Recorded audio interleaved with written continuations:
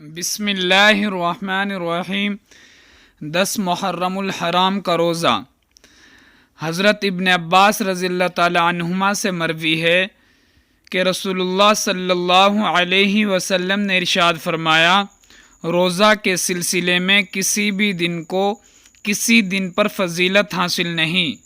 مگر ماہ رمضان مبارک کو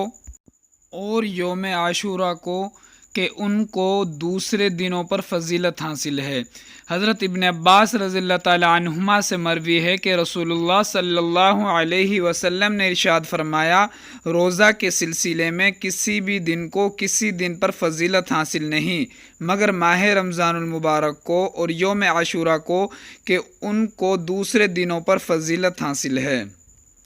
یہ بات یاد رکھنی چاہیے کہ احادیث میں نبی کریم صلی اللہ علیہ وسلم نے کفار و مشرکین کی مشابہت اور یہود و نصارہ کی بود و باش اختیار کرنے سے منع فرمایا ہے۔ اس حکم کے تحت چونکہ تنہا یوم عاشوراء کا روزہ رکھنا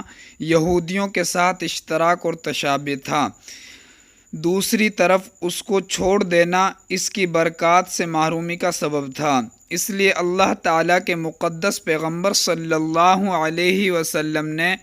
ہمیں یہ تعلیم دی کہ یوم عاشوراء کے ساتھ ایک دن کا روزہ اور ملا لو۔ بہتر تو یہ ہے کہ 9ویں اور 10ویں تاریخ کا روزہ رکھو، اور اگر کسی وجہ سے 9ویں کا روزہ نہ رکھ سکو تو پھر 10ویں کے ساتھ 11ویں کا روزہ رکھ لو، تاکہ یہود کی مخالفت ہو جائے اور ان کے ساتھ کسی بھی قسم کے تشابہ نہ رہے۔ یہ بات یاد رکھنی چاہیے کہ احادیث میں نبی کریم صلی اللہ علیہ وسلم نے کفار و مشرکین کی مشابہت اور یہود و نصارہ کی بود و باش اختیار کرنے سے منع فرمایا ہے۔ اس حکم کے تحت چونکہ تنہا یوم عاشوراء کا روزہ رکھنا یہودیوں کے ساتھ اشتراک اور تشابہ تھا، دوسری طرف اس کو چھوڑ دینا اس کی برکات سے محرومی کا سبب تھا،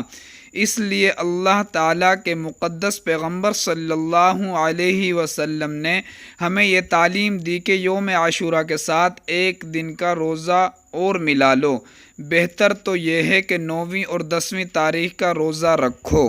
اور اگر کسی وجہ سے 9ویں کا روزہ نہ رکھ سکو تو پھر 10ویں کے ساتھ 11ویں کا روزہ رکھ لو، تاکہ یہود کی مخالفت ہو جائے اور ان کے ساتھ کسی بھی قسم کے تشابہ نہ رہے۔ امید کرتے ہیں کہ ویڈیو آپ کو پسند آئی ہوگی۔ جس بھائی کو ویڈیو پسند آئے وہ ویڈیو کو لائک کر دے، اور پلیز مزید ویڈیوز کے لیے ہمارے چینل کو ضرور سبسکرائب کر دیں۔ ملتے ہیں اگلی ویڈیو میں، جب تک کے لیے